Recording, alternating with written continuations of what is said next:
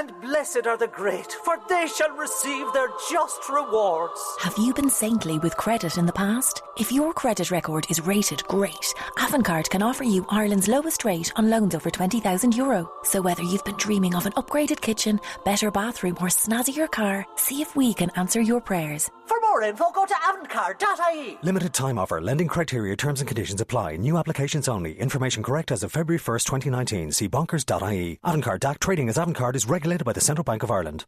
Welcome into Sportsmemo's Betting Podcast for Friday, March 29th. We got Robbie Vino on, and we're talking Major League Baseball. Robbie, welcome into the podcast. How you feeling? I am doing great today, Drew. How about yourself? Opening day is always a great day, right? Oh, man, nothing better than opening day. Everybody loves opening day. Even the non-baseball fans talk about opening day. So when's the first baseball game you're going to get to, man? I think it will be something here in Philadelphia, but probably not here in Philly till June when the Diamondbacks come in. I may see one out west before that, so we'll see.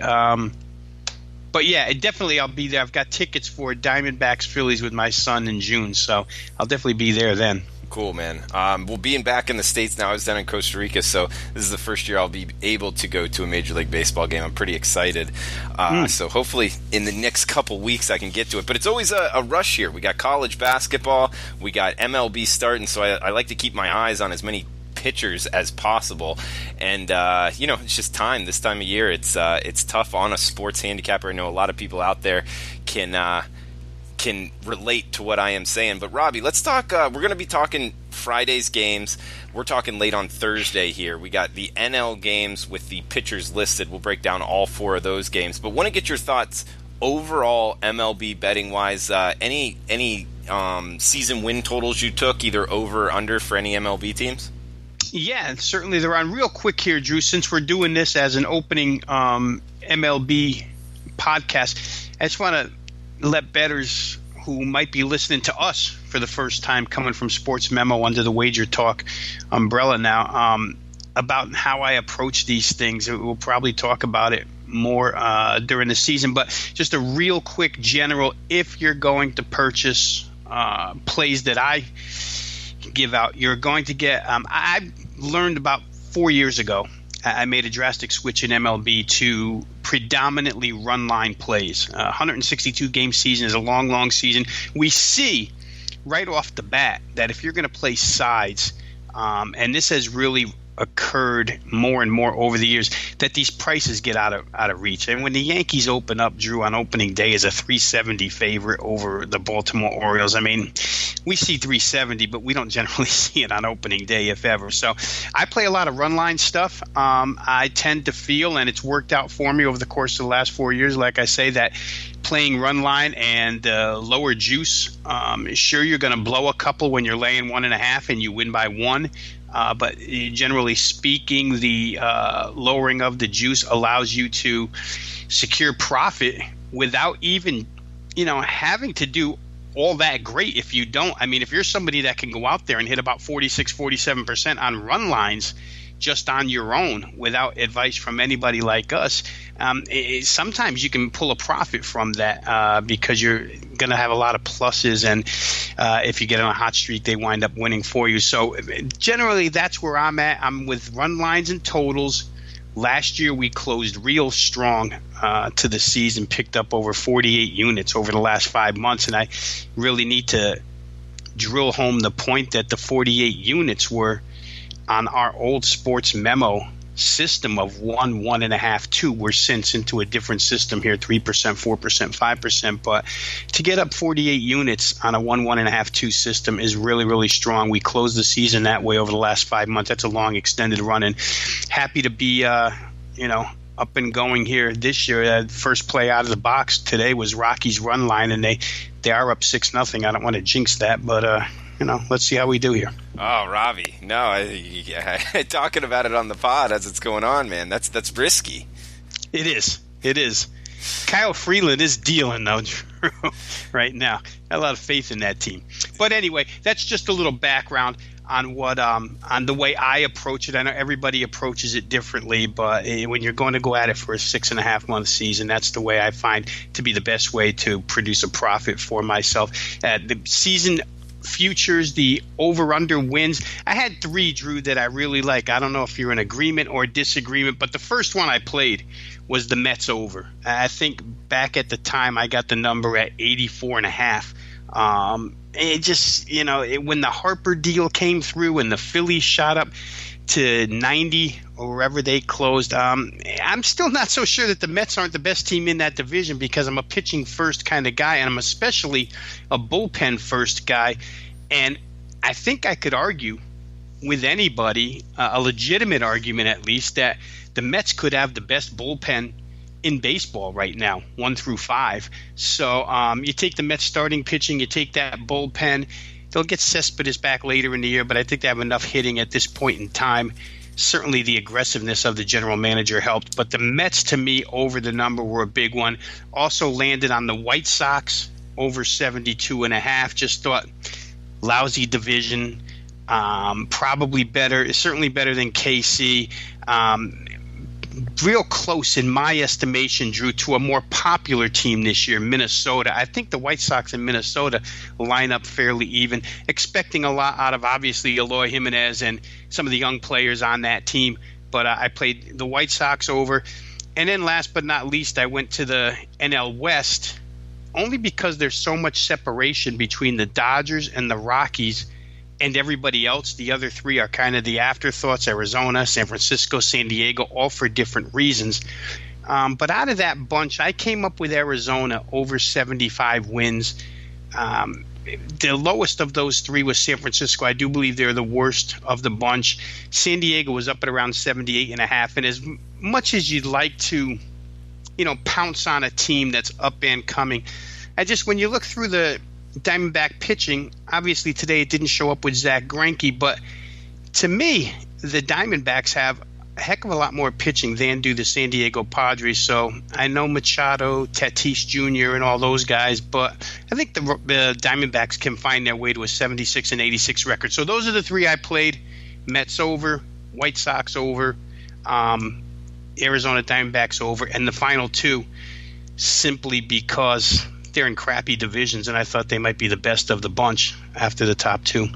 Well, good stuff, Robbie, and we'll break down Friday's games now. And yeah, hats off to you on last year's MLB. I know you performed really well, because last year was my best MLB season, and you finished on top of me. So you were number 1 at Sportsmemo. I was number 2. So and that was with everybody from Sportsmemo. So hats off to you, Robbie, on that. And if you're looking to get on, repeat it. Yeah, absolutely. I'll take right behind you with the profitable season like last year, if I could choose it. MLB is a difficult sport to bet, but coming into its own, and if you spend the time and you are very disciplined on what numbers you're betting, what numbers you're giving to clients, it's a great sport to bet. So and guys, if you're interested in Robbie Vino's or myself, Drew Martin's MLB service, you can get it for $300 off as part of the MLB early bird special, and that's $300 off the retail price, and it gets you all the way through the World Series, no extra charges later. That coupon code is MLB300 at checkout for Rob Vino or myself, Drew Martin's full MLB season there at sportsmemo.com. Coupon code MLB300 at checkout. Let's break down Friday's card here, Robbie. We got Colorado versus Miami. We got Marquez on the mound for Colorado. Miami, the Florida Marlins, to me, have Richards on the hill. 7.5 the total. Colorado, a minus 150 road favorite here. We got Rockies, we got Marlins. How would you look to bet it? Yeah, well, certainly German Marquez came into his own late last year, Drew, a guy who touches 100 on the radar gun. He was very difficult to hit down the stretch and into the playoffs, and have to believe that that's going to continue for him. And there's probably not a better lineup to get your first start against, and maybe even a better ballpark to get your first start in than the Miami Marlins lineup and that ballpark down there, which is pitcher friendly. So you'd have to look his direction right off the bat. Miami's lineup, we see it today. Certainly it was, I think, the worst in run production last year. And a lot of folks inside the game believe that they'll score even less runs this year. And I don't know that I can disagree with that. So for me, it would have to be Marquez. He opens up $1.55 favorite down to what we're looking at right now, somewhere in between 47 and 52 cents. Of course, a lot of the Vegas shops and offshore shops all offer different juice at different prices. So you just want to shop and get the best of the line. But I think Marquez is the guy to look out for here. If you're a fantasy baseball guy, certainly it would be a good guy to draft. He's got a lot of strikeout potential. Miami lineup has a lot of strikeout holes in it at this point in time. So it's going to be hard to look at Miami from a betting perspective this year, Drew. You can look at them from a totals perspective if you believe that they're going to be a cold lineup for the majority of the year. Certainly you want to look at underplays, and I don't know how many they can get off of Marquez in this one. Always another angle here. Now that we're into baseball season, make sure you're checking out who's behind home plate. There are a handful of home plate umpires that consistently year in and year out call the game the same way. It seems like each and every year we have a few new guys that develop a different trend, and you have to keep on top of those numbers. It looks tomorrow like it'll be Greg Gibson umpiring behind the plate for this particular game, and he's kind of a neutral umpire, so I don't know that I'd be involved total-wise. We'll see how much play or how much usage the bullpens get here today for both of these teams. Always something that you have to keep an eye on, and as I come on the podcast throughout the season, you'll hear me talking an awful lot about bullpen pitch counts. Good stuff, Robbie. We also got 8:10 Eastern first pitch here. St. Louis versus Milwaukee. We got Flaherty versus Peralta. Looks like Peralta's the one laying minus 120 pretty much across the board, and a higher total here with 8.5 across the board. Yeah, and what a great game today to open up the season, right, Drew? 5-4, Milwaukee win. Lorenzo Cain steals a home run to end the game. A couple of pitchers here that certainly are young, very, very good arms, and especially Jack Flaherty. I think that Jack Flaherty has an opportunity to be a 15-plus game winner rather easily with this lineup that St. Louis has put together for this season. He's another guy, velocity is the in vogue thing here now with pitchers, and it seems like everybody can get to 96 or above. Flaherty's got that type of stuff. So does Peralta. Both of these guys strikeout capable. I'd lean a little bit toward Flaherty at plus price. If we just take a look, and I'm looking as we speak here, Drew, because like you say, we're doing this a little bit ahead of time, but as far as the bullpens we're concerned today, the Milwaukee bullpen, as we know, injuries have really affected the way that rotation out of the bullpen goes. Josh Hader now becoming your closer, gets the save today, but through 21 pitches and 2 innings, not so sure that Josh Hader would come right back tomorrow. 21 pitches is not a big pitch count, though. It's one where if they needed him for the ninth, I think he would be available. Junior Guerra throws 28 for the hold ahead of him. So perhaps Milwaukee's bullpen in decent enough shape. But boy, oh boy, they don't want to have to run these guys out there too fast, too often for too many pitches while they're trying to get healthy. That could be something down the road to look at with Milwaukee. Maybe their bullpen in this month of April could get a little stressed if they get involved in too many of these one-run games. Robbie, let's head out west. We got a 10:10 Eastern first pitch here, 7:10 Pacific time. San Francisco, San Diego from Petco. We got Holland first. We got 2 lefties on the hill with San Diego laying 150 at home, 7.5 the total. Yeah, San Diego's got a lot of right-handed power in that lineup now, Drew. I mean, when you put together Will Myers and, as we talked about before, Tatis Jr., Manny Machado, really the only huge lefty threat in that lineup is Eric Hosmer. So I think against left-handed pitching, this is a team that could have some success offensively this year. Of course, later on this evening, or no, it's already being played. They play Madison Bumgarner this afternoon, a left-hander. So you want to take a look at that result and see how they did against Bumgarner. But I do think, generally speaking, overall, that San Diego is going to be a pretty good team against left-handed pitching just because of the amount of right-handed power that they have. Cordero's an absolute monster of a man in that lineup as well against lefties. So I'd give them an edge from that perspective. Derek Holland, a veteran pitcher who reinvented himself a little bit last year and I think exceeded expectations. We'll see if he can come back and do that 2 years in a row. But Joey Lucchese's probably the guy to talk about here because, last year San Diego out of necessity brought up Eddie Lauer, Joey Lucchese, two very young lefties. They both performed really well. And I think Lucchese, to me at least, was the better of the two. So this is a start where, I'm just not used to, and I guess we're going to have to get used to in some situations, seeing San Diego as a $1.45, $1.50 home favorite. It's just not something that we've run across over the course of the last few years, but you have to make the adjustment here. Wondering if that side tag isn't too high, and maybe we might look to run line here because I do think that the right-handed bats of San Diego can get to Derek Holland. Be something I look at certainly later tonight and into the morning before I release Friday plays. But I do think San Diego, generally speaking for this season, look for them against left-handed pitching. I think that right-handed lineup can do a lot of damage. All right, let's go from Petco Park up to Dodger Stadium. Last game on the board before we get to it, guys. Remember the coupon code MLB300 at checkout for Robbie Vino, myself, any handicappers. MLB full season package through the World Series for $300 off. That's MLB300 as the coupon code at checkout. Last game up, Robbie, West Coast start, 10:10 Eastern first pitch, Arizona, LA Dodgers. Robbie Ray going for the Diamondbacks. Stripling going for the Dodgers. He's having to lay 159, 160. Looks like the over-under sitting at 7.5. Yeah, Dodgers in a unique situation here, Drew, to start the season where they're number one, they're number two, and number three all unable to go in the first two games. No Clayton Kershaw, no Walker Buehler, no Julio Urias. I think Urias will go Monday. They have him in the rotation, but also Rich Hill down with a knee injury.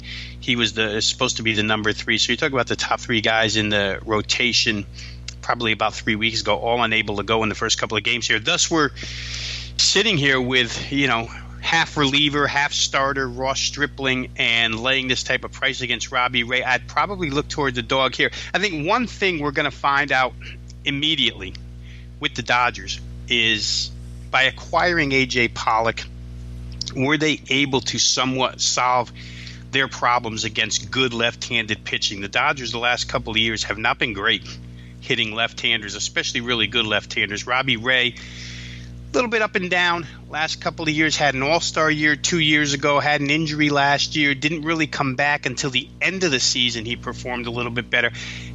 I, for one, project him to get out of the chute here pretty good to start the year. He's got phenomenal stuff. He's got to avoid walks. It's always been his problem. If his location is good, he's very difficult to hit. It's going to be interesting for me. It might be a sit and watch type of game, although I wouldn't be adverse to taking a big price with Arizona in this contest with Robbie Ray and the bullpen that follows him. Obviously, Arizona today, in a blowout situation, won't have to waste any of their top arms in relief here. They'll all be fresh tomorrow for this contest. So Ray plus guys like Archie Bradley, and we'll see what Greg Holland has left as the closer for this team. I think that might be a way to look, but I'm really more interested to see how the Dodgers hit Robbie Ray because the acquisition of Pollock, generally speaking, was made to help this team do better against quality left-handed pitching. The absence of Yasmani Grandal from the lineup now since he went to Milwaukee means that Austin Barnes, right-handed catcher, steps into the lineup every day as well. So a couple extra right-handed bats for LA this year against lefties that they didn't have last year. Robbie, good stuff, man. Breaking down the MLB card, we got the special on Robbie Vino. Any handicappers, full season MLB 300 at checkout for $300 off the retail price at sportsmemo.com. Robbie, anything you want to throw out before we shut this down? Boy, oh boy, just good luck to everybody out there. I know we're all itching to see the Sweet 16 here and how it turns up. And, of course, with baseball going on, a lot to get to. But, as always, Drew, good luck to all the listeners, and hopefully we're helping them out cashing tickets. Yeah, absolutely. Good stuff, Robbie. We'll have you on next week. And guys, best of luck with your bets the whole weekend. Be safe. Have a fun weekend. And we'll talk to you on Monday. Imagine there was a way you could get an extra 20% off already incredible prices at Kildare Village. Well, there is. Just sign up to Privilege, our rewards program, and you'll be invited to our exclusive private sale, where you can enjoy an additional 20% off at participating Kildare Village brands between 29th of March and April 7th. T's and C's apply. Sign up at kildarevillage.com and find something extraordinary every day. This year, I will chew 117 number 2 pencils. I will doodle 9 Staples notebooks to death. When it comes to school supplies, it's guaranteed your kids will go through a lot. I'll make a whole lot of paper airplanes. I will lose my backpack. That's why you get guaranteed savings for back to school at Staples. I'll give away my last pen to Nathan in math class. Get guaranteed savings at Staples, and right now, one subject notebooks for just a penny with a $5 purchase. Staples, that was easy. Valid on select SKUs while supplies last. Limit 6. Ends 8/25/12.